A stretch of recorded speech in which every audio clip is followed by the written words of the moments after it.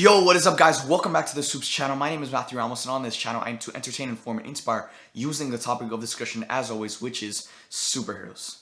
So guys, with the release of Spider-Man Far From Home, I had some very strong opinions about this film. In a video I posted recently talking about Tom Holland's version of Spider-Man and Spider-Man Far From Home, I received an insane dislike to like ratio. So my opinion about Tom Holland's Spider-Man and Far From Home seems to disagree with a lot of other people's opinions. So in today's video, I'm going to be reacting to one of my favorite YouTubers. He goes by the name of Captain Midnight, where he basically posts video essays about anything pop culture related. And he recently posted a video claiming why Spider-Man Far From Home is spectacular, which seems to completely go against what I believe about my opinions about Spider-Man Far From Home. And guys, everything I say in this video is my opinion. You have your opinion, I have my opinion. This is my YouTube channel, therefore I must give my opinion to my audience. So, just because I say something in this video doesn't mean it's a fact. It doesn't mean I am disproving your opinion or disrespecting your opinion. I am entitled to my own opinion, same way you are entitled to your own opinion. So without further ado, let's get right into reacting to why Spider-Man Far From Home is spectacular. But make sure to stay to the end of the video for giveaway details, as I'm giving away 2 of these Captain America Hot Toys collectibles. Now let's get right into it. Alright guys, I'm open to having my mind changed, so hopefully Captain Midnight can do it, and let's just get right into it.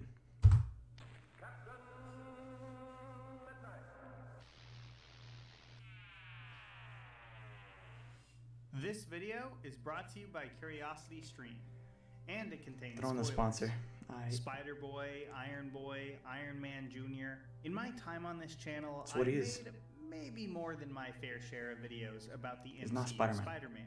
So I've read at least one comment containing a dismissive nickname like this every day since July 2017, I guess? Wow, long time. When people criticize Tom Holland's Spider-Man, this is generally one of the things they say. This is a Peter Parker who lives in Tony Stark's shadow, a goofy kid bumbling around while the more established heroes help him out.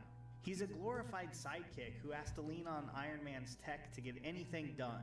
Big Now, facts. Here we are 2 years later with It's fact. Spider-Man That's factual. Far From Home, a movie that does something pretty interesting, I think. It stars a Spider-Man who's really afraid that all of those things might be true. And if they are, what kind of hero does that make him? There's been countless versions of Peter Parker through the years, but one thing they tend to... Okay, I never saw, in Spider-Man Far From Home, I never saw Tom Holland worry about being Iron Man Jr.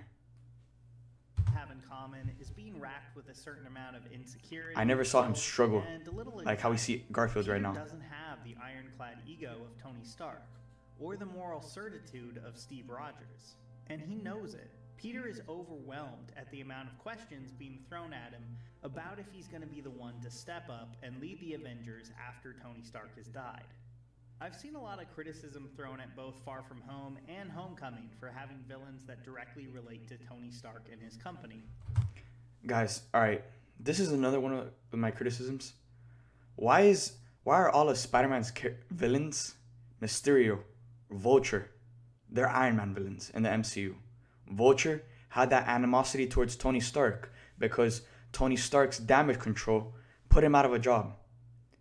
In Spider-Man Far From Home, Mysterio, he got fired by Tony Stark back during the events of Captain America Civil War after he invented the barf technology, and Tony Stark put him out of a job, and now he just wants to become the greatest superhero, overcoming Iron Man, how the world sees Iron Man. But speaking for myself, this is actually one of the best things these movies have going for them. What? Other Avengers who have their own film series. Thor and Captain Marvel are often off in space. Cap could usually be found at HQ or some military base when not off on a mission. And Tony was a billionaire whose life had very little in common with your average person living in the MCU. Not Peter Parker. Spider-Man's films are the ones where we see things from the perspective of normal people. While most MCU heroes are dealing with aliens, that's why he's so relatable, and world-ending consequences, Spidey is the one left to deal with the results of those events. The one who sees from a street-level perspective. the consequences of all these massive changes that have happened. And to me, it doesn't get much more Peter Parker than that. He's the ultimate everyman, so I think he's the perfect fit for that perspective.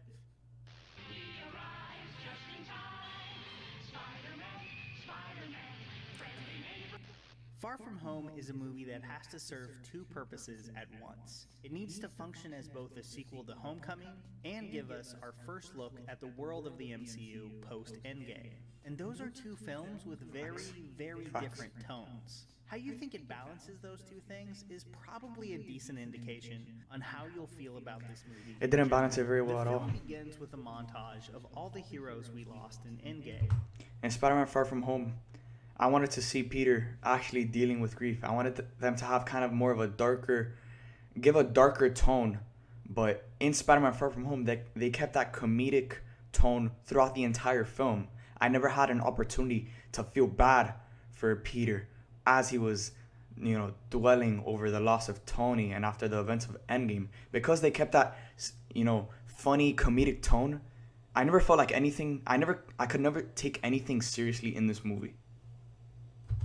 I know a lot of people weren't into this, but I really liked how it went about reestablishing this world through the lens of regular high school kids. Yes, that I liked, how they explained the events. Born in Endgame. This doesn't need to be that. It stays true to the tone of Homecoming by giving us something that resembles, surprisingly well actually, a badly edited montage you'd see on Instagram or Twitter after a celebrity dies. After that, we're dropped into Midtown High's new normal, with the movie smoothly laying out what the blip has meant for everyone. The blip isn't the focus of the film. Far from it, honestly. But I still think they did a really great job of integrating it into the story. Peter's romantic rival, Brad, is a good example of this. Making him a classmate they knew as a kid, only to come back and have him be 5 years older, was a small but clever way to use what could have been a real narrative stumbling. Okay, that whole storyline with Brad, they just threw him into Far From Home. And he had this whole love triangle thing with Peter and MJ for the first hour of the movie. And then after that, we legit don't see him until the end of the movie.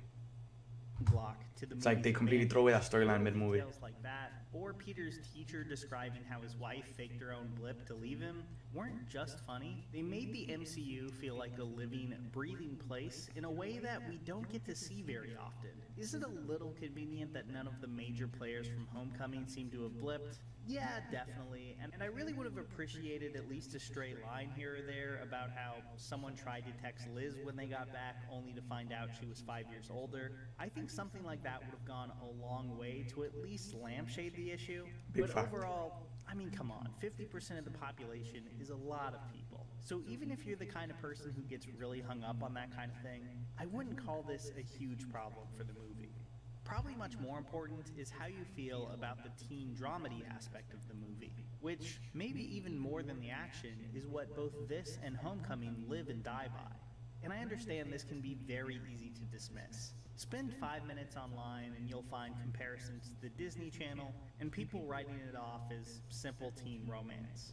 Now I understand if that just isn't your thing, but I think those comparisons can be a little lazy. This is a genre like any other. It can be done well and it can be done poorly. And when it is done well, I think it can be really great. Sure, not I thought it was done well in Homecoming. Far From Home, but I do think Watts and company do a pretty great job here. An example would be the scene where Peter opens the airplane bathroom door, sees MJ, quickly closes it, cleans the entire room, messes with his hair, and then is finally ready to let her in, only to see Brad instead. That's a really simple joke, but one that feels very true to the character, and it doesn't feel like something I've seen a million times already. And I think that's one of the best things about these movies. The humor in these movies usually come from smart observations about the characters' personalities, not just... I agree with the humor, but the humor in Far From Home, to me, wasn't funny at all. The comedy just didn't hit. I felt like they were trying to be too funny. And with them trying to be too funny, it just didn't make it funny at all. In Homecoming, I really enjoyed the comedy, and I thought that high school teen comedy aspect of that film was the best part of that movie. But in Far From Home, it just didn't work for me. Just a cheap gag. They're trying to be too funny. Since we're talking about the teen characters, I might as well get into one of them a bit here. I didn't touch on MJ much in the Homecoming videos because really there just wasn't all that much there yet. It was clear that they were just setting her up to be more important down the road. And I know she has her critics, being a vast departure in personality from the original MJ, but honestly, I thought she was pretty great here. Now, I will say I would have liked a few more scenes with her. The fact that we have so little backstory or knowledge about her outside of her experiences with Peter can be a... With MJ and Peter, their relationship, it literally just came together without any struggles. There was literally zero struggles to that relationship coming together. When you have a relationship with Spider-Man, that should be the most impossible relationship to actually make happen. But in this movie, they just come together. They don't build that relationship. They don't give any depth to the relationship between Peter and MJ. They just suddenly start talking and they come together. Whereas if you look back to the OG Raimi trilogy, the relationship between Peter and MJ, it took multiple movies to build that relationship. And they weren't even together until the third movie of that series, and that relationship had struggle. Same thing with Garfield and Emma Stone, Peter and Gwen Stacy. That relationship had struggle. This relationship has zero struggle. They just came together in this movie and they started talking in this movie, and by the end of the movie, happily ever after, they're together, dating, zero worries in the world. In the first Raimi movie, one of MJ's early scenes sees her storming out of her house while her parents scream at each other, before talking to Peter in the backyard. This isn't like a ton of backstory by any means, but it managed to say a lot with a little, and gave us some much needed insight into the character at an early stage. But I do really like what Zendaya brings to the table. Whether she's Michelle Zero depth Jones in this Mary character Jane or of whatever, MJ I don't have or a big Peter. problem with MJ being different here. I mean, I grew up reading the Ultimate comics as a kid, and the nerdy best friend MJ found there is a pretty huge departure from the original. Even the Raimi version, job aside, has little in common with the actual personality of 616 universe Mary Jane. So I don't think there's anything wrong with a new version of the character that takes a different approach. And I think the moment where she really clicked as a character for me was the scene on the bridge in Prague, where she quickly tells Peter that people used to be executed there. But she doesn't say it with the Aubrey Plaza laid-back cool that she usually would. She's actually really awkward about it. She was really nervous here, so her first impulse was to say something edgy but true to kind of smooth over that feeling. I thought that explained a lot about the character and added some much-needed dimension to her, even though I definitely would like more backstory in the future. 100%. None of these characters in this new MCU version of Spidey have any depth. And of course, we have to talk about Mysterio. Pretty much everyone's favorite best part of the movie. self-serious One of the best parts of the fishbowl movie. head. And I really think they nailed it. Mysterio is everything I wanted him to be here, while Big also facts. serving as a very good example Except of for what his motivation. MCU can be when it uses continuity in a smart way. Jake Gyllenhaal is different from classic Quentin Beck in a few very big ways. He's the guy who can easily slip into the role of a Tony Stark-esque hero, unlike the comic version, who's generally an awkward dude with a terrible haircut. But at the core, where it really counts, Mysterio still retains his defining characteristics. He's a deeply bitter guy with a lot of anger at the world for not recognizing his talent and genius, and someone who really, really wants to be seen as impressive. Mysterio's first ever appearance in Amazing Spider-Man 13 begins with him framing the webhead for a crime. And intentional or not, I kind of liked how that was the grand finale of his story here, too. His illusions were pretty much what I hoped they could be. I especially liked the imagery of Spider-Man inside a snow globe city, inside Beck's helmet. Oh that my just god. felt very classic. That whole scene was his backstory insane. working in past continuity from the MCU was also really well done, I thought, with his big exposition scene being one of the most ridiculous but also one of the most fun things in the entire movie. Gyllenhaal's performance was great too, being just a little too polished and nice early on, and then moving into being an incredibly fast-talking, kind of condescending psycho with an obsessive quality that really recalled his role in Nightcrawler. Yes. But how was Spider-Man himself? Well, if I had one big criticism of the MCU Spidey, it's that the working class aspect of the character feels like it's kind of been lost in a cloud of fancy tech. Financial issues just don't seem to be a thing that play a role in Peter's life. Big facts. Big facts. guys, in the MCU, moving forward, it doesn't make sense to have Peter struggle financially because he has the luxuries to all of the Stark tech. Like, would it really make sense if Peter, struggles financially if he has access to, Pepper, Happy, all of the Stark technology? No, it doesn't make sense. But back in the Raimi trilogy, and even in the comics, this is such a core aspect of the character of Spider-Man because it just adds another layer of issues to the character of Peter Parker that trickles down over to his role as Spider-Man. Remember in the Raimi trilogy where Peter couldn't even afford a cell phone? Or when his door was busted and he still had to pay rent?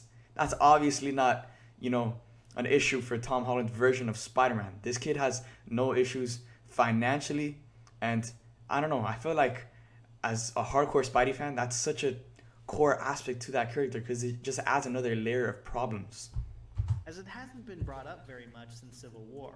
Apparently there was a deleted scene where he had to sell all of his Star Wars collectibles to afford going on the class trip. I really wish that had made the final cut. I so wish that would have made the final movie. It's a really important aspect of what separates Spider-Man from your Iron Mans and your Thors. But aside from that, I was very on board with how the movie handled him. Peter's central story, the weight of living up to expectations that he's not quite sure he can bear, is an MCU twist on a classic Parker problem. And his breakdown on the plane with Happy was a real highlight of the movie. As Peter walks around these cities, he sees tributes to Iron Man that almost treat him as a religious figure. And who can blame them? He literally died for half of all life on Earth. No one can live up to that. Yeah. And that's essentially what Happy tells him. All he can do is go out there and try his best. As Peter puts together a new suit, though, Happy plays Back in Black as an obvious nod to Iron Man. Okay, but in that scene, I couldn't even sympathize for Peter during that scene. Because when Peter's, broken down, he's mourning over Iron Man after he gets his ass handed to him by Mysterio. He's he has all of the expectation on his shoulders, and we see that play a role in this scene. But then, right as I'm supposed to sympathize with Peter, Happy makes a joke, and they keep that comedic tone during that scene, so I can't even feel bad for this character because there isn't a serious tone. And then Happy tells him that the world doesn't need the next Iron Man; they need Spider-Man. Go out there, do your best, do your own thing. And right as he basically says, in a different context, don't be Iron Man Jr., he plays AC/DC right as Peter's making his new suit, basically mirroring Peter making his own suit and Tony making his own suit back in Iron Man 1.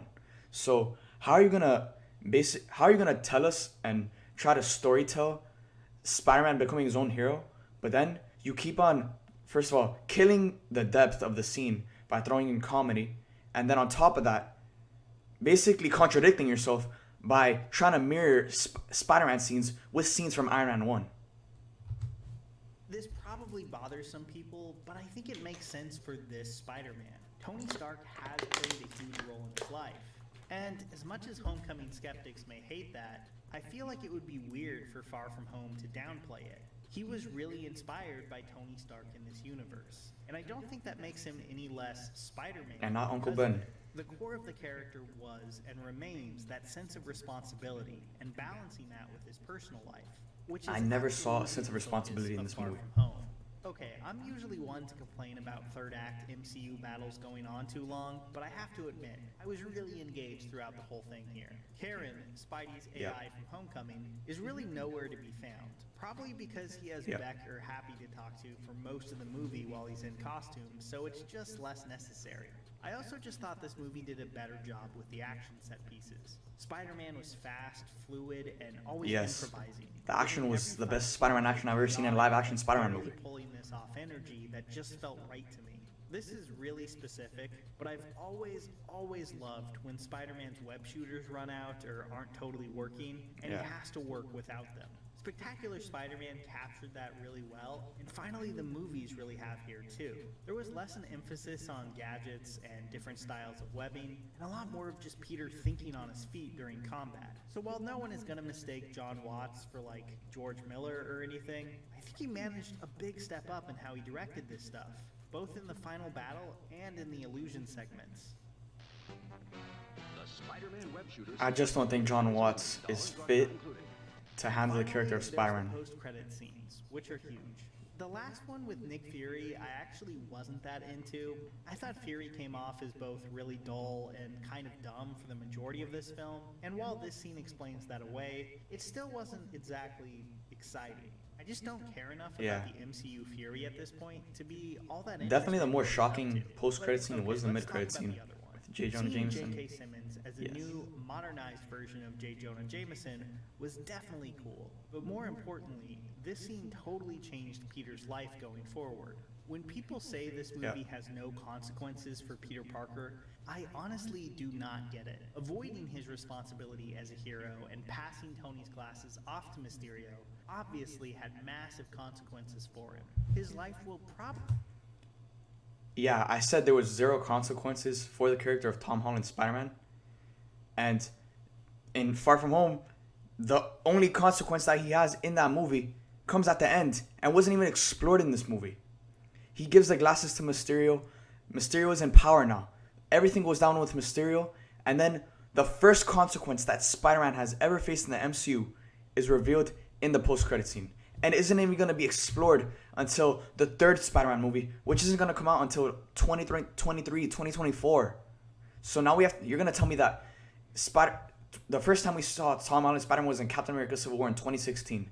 We're not going to see Spider-Man face his first real consequence, which is the world finding out his real identity, till 2023 or 2024 when we get Spider-Man 3. No, I'm sorry. I mean, when I say there wasn't any consequences in Spider-Man Far From Home, I mean there wasn't any consequences that Spider-Man dealt with. We never saw Spider-Man fully deal with the world, finding out his secret identity. We don't see the ramifications of that being exposed to the whole world. And we're not going to see that being exposed to the whole world until Spider-Man 3 comes out.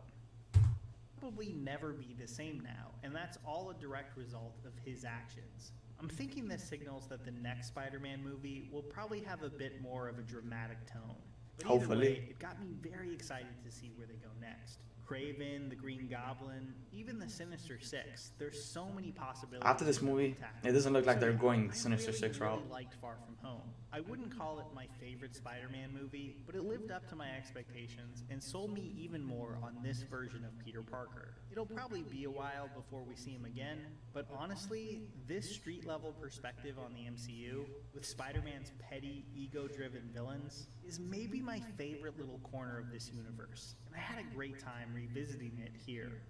One of the most painfully relatable moments in this movie for me was when Ned corrected Happy on medieval weaponry, even as they were about to die. If you can relate, I highly recommend Castle Siege Defense on Curiosity Stream.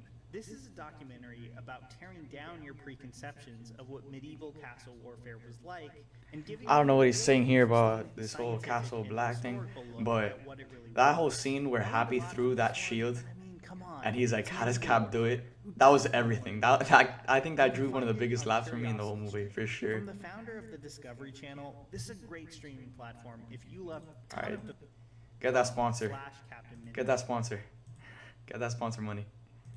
Which you'll find in the description and pinned comment below. So guys, that's the end of the video. So guys, I just reacted to Captain Midnight, so why Spider-Man Far From Home is spectacular. And this video, it failed to change my opinion on Spider-Man Far From Home. And as you guys saw, I, rebutted a lot of his statements about, the consequences in Far From Home. And I had a completely different experience with Spider-Man Far From Home than obviously Captain Midnight, and that definitely played a role on my opinion after I got out of the movie. So, this movie, again, had zero consequences that we saw Spider-Man deal with. At the end, we saw Spider-Man, face his first consequence, which is that the world now knows that Peter Parker is Spider-Man. The only thing is that We're not going to see that being explored until 2023, 2024, 2025 when we get Spider-Man 3. And we're not going to be getting Spider-Man 3 in a while because Marvel right now has a lot of other movies they have on their slate that they need to come out with first. You have Black Widow, Eternals, Doctor Strange, Captain Marvel, Black Panther, all of these movies. And we're going to wait so long to see Spider-Man deal with his first major, massive consequence. And this is something that we've never really seen be explored on the live action screen. So it's definitely something that kind of excites me, but hopefully they could do that justice. But, you know, again, Tom Holland, the first time we saw Tom Holland play the role of Peter Parker, the first time we saw him enter the MCU, back in 2016, you're going to tell me that from 2016, now we're going to wait till 2023 to 2025 to see Spider-Man deal with his first consequence. Like, that's absolutely ludicrous. So guys, shout out to my boy Captain Midnight. Even though I love his videos and I usually agree with him on a lot of things, but we disagree on Spider-Man Far From Home. This video failed to change my insight on and my opinions on Spider-Man Far From Home, but hopefully, you know, if you disliked Far From Home, hopefully he changed your opinion. So there you guys have it. If you guys enjoyed this video, make sure to subscribe and hit that like button. Now getting into giveaway details, guys, I'm giving away 2 of these Captain America Hot Toys collectibles. All you have to do to enter this giveaway is like this video, comment down below, and subscribe for an entry towards winning one of these 2 Captain America Hot Toys collectibles. I'm giving one away at the 50k subscriber mark and one at the 100k subscriber mark. So make sure to enter that giveaway. So there you guys have it. I just reacted to why Spider-Man Far From Home is spectacular. And in my opinion, it's not spectacular. So there you guys have it.